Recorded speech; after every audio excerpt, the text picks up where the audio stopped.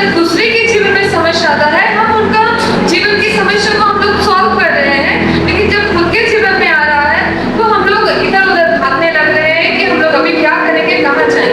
প্রথমে ঈশ্বর আমাদেরকে বলছে যে না, আমরা আমাদের জীবনকে ঈশ্বর আত্মিকভাবে যেভাবে প্রভাবশালী করেছেন, আমরা যেন সেইটাকে নিজের জীবনে আগে লাগু করি, তারপরে যেন আমরা অন্যকে সেটা তাদের জীবনে আমরা দিতে পারি।